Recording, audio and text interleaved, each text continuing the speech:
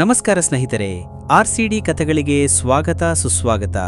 ತಡ ಮಾಡದೆ ಇಂದಿನ ಸಂಚಿಕೆಯನ್ನು ಶುರು ಮಾಡೋಣ ಬನ್ನಿ.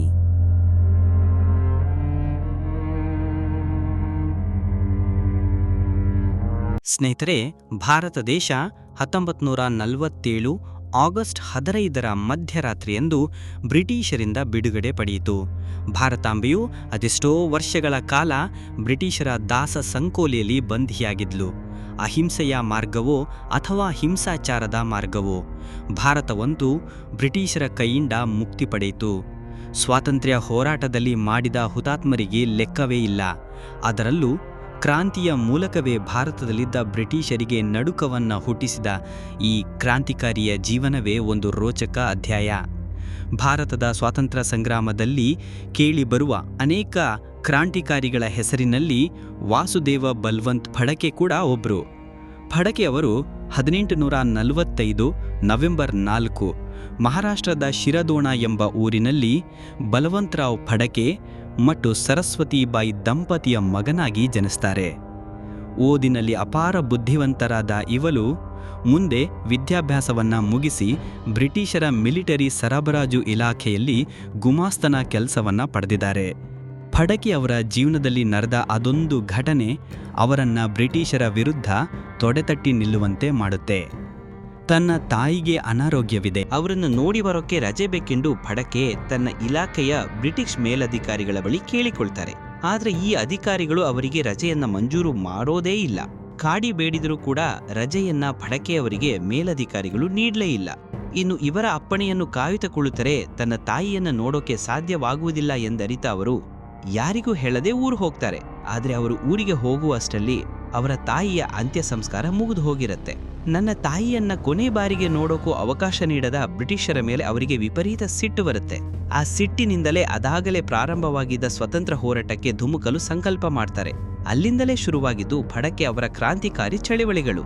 ತಮ್ಮ ತಂದೆ ಅಜ್ಜನಿಂದ ಸಾಕಷ್ಟು ದೇಶಪ್ರೇಮದ ಕಥೆಗಳನ್ನ ಕೇಳಿದ ಫಡಕೆ ಅವರು ಗುಮಾಸ್ತನ ಕೆಲಸಕ್ಕೆ ತಿಲಾಂಜಲಿ ಇಟ್ಟು ಬ್ರಿಟಿಷರ ವಿರುದ್ಧ ಹೋರಾಡೋಕೆ ಮುಂದಾಗ್ತಾರೆ. ಕೈಯಲ್ಲಿ ತಮಟೆ ಹಿಡಿದುಕೊಂಡು ಪುಣೆಯ ರಸ್ತೆಗಳಲ್ಲಿ ಡಂಗೂರ ಸಾರುತ್ತಾ, ಈ ದಿನ ಸಂಜೆ ನನ್ನ ಭಾಷಣವಿದೆ, ಊರಿನ ಮೈದಾನಕ್ಕೆ ಎಲ್ಲರೂ ಬನ್ನಿ, ಇಂಗ್ಲಿಷರನ್ನ ಓಡಿಸಿ ಸ್ವರಾಜ್ಯವನ್ನ ನಿರ್ಮಾಣ ಮಾಡೋದು ಹೇಗೆ ಅಂತ ನಾನು ತಿಳಿಸ್ತೀನಿ ಅಂತ ರಾಜಾರೋಷವಟಿ ಕೂಗುತ್ತಾ ಓಡಾಡ್ತಾರೆ. ಬ್ರಿಟಿಷರ ಮೇಲೆ ಯುದ್ಧ ಮಾಡಲು ಶಸ್ತ್ರಾಸ್ತ್ರಗಳನ್ನು ಪಡೆಯುವುದಕ್ಕೋಸ್ಕರ ಸಾಕಷ್ಟು ಜನ ಶ್ರೀಮಂತರ ಬಳಿ ಸಾಲ ಕೇಳ್ತಾರೆ. ಆದರೆ ಯಾರು ಕೂಡ ಇವರ ಕ್ರಾಂತಿಯ ಕಿಚ್ಚಿಗೆ ಬೆಲೆ ಕೊಡೋದೇ ಇಲ್ಲ. ಹೀಗಾಗಿ ಫಡಕೆಯವರು ಶ್ರೀಮಂತರ ಸಂಪತ್ತನ್ನು ದೋಚಿ ಆ ಹಣದಿಂದ ಶಸ್ತ್ರಗಳನ್ನು ಖರೀದಿಸ್ತಾರೆ. ಮುಂದೆ ರಾಮೋಬಿ ಎಂಬ ಗುಡ್ಡಗಾಡಿನ ಜನರನ್ನ ಸಂಘಟಿಸಿ ಅವರಿಗೆ ಯುದ್ಧದ ಆಯುಧಗಳನ್ನು ನೀಡಿ ತಮ್ಮದೇ ಆದ ಒಂದು ಬಲಿಷ್ಠ ಸೈನ್ಯವನ್ನು ಕಟ್ಕೊಂಡು ಬ್ರಿಟಿಷರ ಮೇಲೆ ದಾಳಿ ಮಾಡೋಕೆ ಮುಂದಾಗ್ತಾರೆ. ಅದು 1879 ಮೇ 13.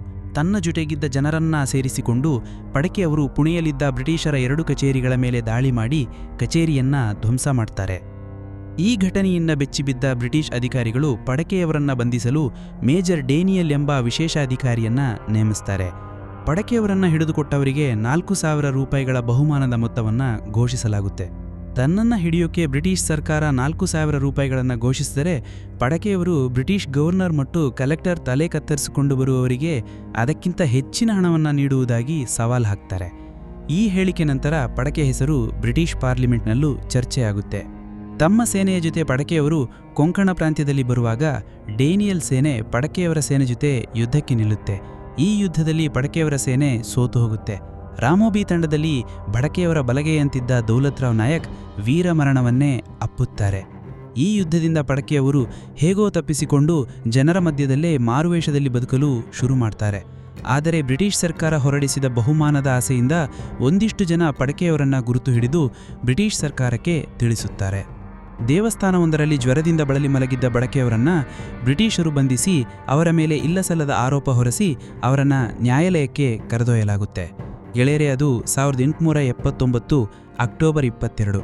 ಆ ದಿನ ಫಡಕೆಯವರನ್ನ ನ್ಯಾಯಾಲಯದಲ್ಲಿ ವಿಚಾರಣೆ ಮಾಡಲಾಗುತ್ತೆ. ಫಡಕೆಯವರ ಪರ ಪುಣೆಯ ಪ್ರಸಿದ್ಧ ವಕೀಲರಾಗಿದ್ದ ಗಣೇಶ್ ವಾಸುದೇವ ಜೋಶಿ ವಾದವನ್ನ ಮಂಡಿಸ್ತಾರೆ. ಆದರೆ ಹಣದಾಸೆಗೆ ಮರುಳಾಗಿ ಭಾರತೀಯರೇ ಫಡಕೆಯವರ ವಿರುದ್ಧ ಸುಳ್ಳು ಸಾಕ್ಷಿಗಳನ್ನು ಹೇಳ್ಬಿಡ್ತಾರೆ. ಬ್ರಿಟಿಷರಿಗೆ ಬೇಕಾಗಿದ್ದು ಅದೇ ಆಗಿರುತ್ತೆ. ಫಡಕೆಯವರ ವಿರುದ್ಧ ಸಾಕ್ಷಿಗಳನ್ನು ಮುಂದಿಟ್ಟುಕೊಂಡು ಅವರಿಗೆ 25 ವರ್ಷಗಳ ಕಾಲ ಜೀವಾವಧಿ ಶಿಕ್ಷೆಯನ್ನ ವಿಧಿಸಲಾಗತ್ತೆ. ಆನಂತರ ಫಡ್ಕೆಯವರನ್ನು ಲಂಡನ್ ನಗರದಲ್ಲಿರುವ ಏಡನ್ ಜೈಲಿಗೆ ಕೊಂಡೊಯ್ಯಲಾಗತ್ತೆ. ಭಾರತದಿಂದ ಸಾವಿರಾರು ಮೈಲಿ ದೂರವಿರುವ ಏಡನ್ ಜೈಲು ಒಂದು ರೀತಿಯ ನರಕವೇ ಆಗಿರುತ್ತೆ.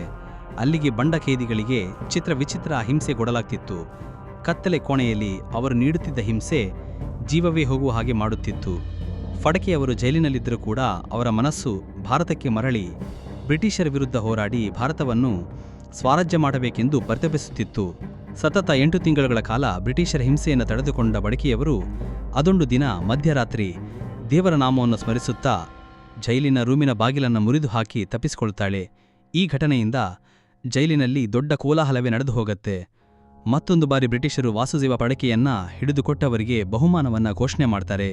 ತುತ್ತು ಅನ್ನವಿಲ್ಲದೆ ಅಲೆಯುತ್ತಿದ್ದ ಫಡ್ಕೆಯವರನ್ನ ಹಣದಾಸೆಗೆ ಬಲಿಯಾಗಿ ಅರಬರು ಬ್ರಿಟಿಷರಿಗೆ ಹಿಡಿದು ತಂದೊಪ್ಪಿಸಿಬಿಡ್ತಾರೆ. ಈ ಬಾರಿ ಜೈಲಿನಲ್ಲಿ ಫಡ್ಕೆಯವರನ್ನ ಸರಪಳಿಯಲ್ಲಿ ಬಂಧಿಸಿಡಲಾಗತ್ತೆ.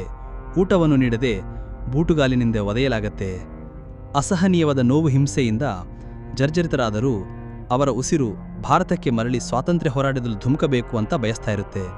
3 ವರ್ಷದ ಜೈಲು ಶಿಕ್ಷೆಯಿಂದ ಬಳಲಿದ್ದ ಫಡ್ಕೆಯವರು ರಕ್ತಕ್ಷಯಕ್ಕೆ ತುತ್ತಾಗಿ 1883 ಫೆಬ್ರವರಿ 17 ಏಡನ್ ಜೈಲಿನಲ್ಲಿಯೇ ಪ್ರಾಣವನ್ನ ಬಿಡ್ತಾರೆ. ತನ್ನ ಕೊನೆಯ ಉಸಿರೇರುವವರೆಗೂ ಭಾರತಕ್ಕೆ ಸ್ವಾತಂತ್ರ್ಯ ತಂದುಕೊಡಲು ಹೋರಾಟ ಮಾಡಬೇಕು ಎಂದು ಬಯಸುತ್ತಿದ್ದ ವಾಸುದೇವ ಫಡ್ಕೆಯವರ ಜೀವ ಲಂಡನ್ನ ಮಣ್ಣಿನಲ್ಲಿ ಕೊನೆಯಾಗಿ ಹೋಗುತ್ತೆ.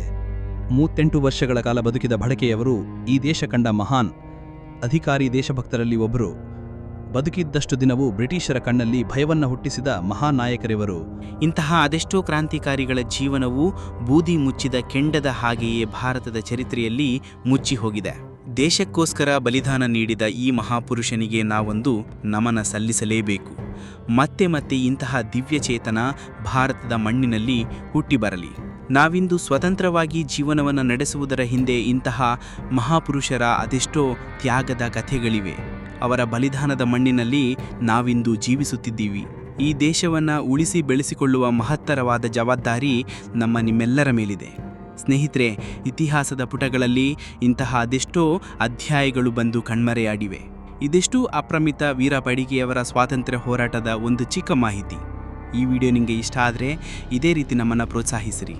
ಸಿಗೋಣ ಮುಂದಿನ ವಿಡಿಯೋದಲ್ಲಿ. ನಮಸ್ಕಾರ, ಧನ್ಯವಾದಗಳು.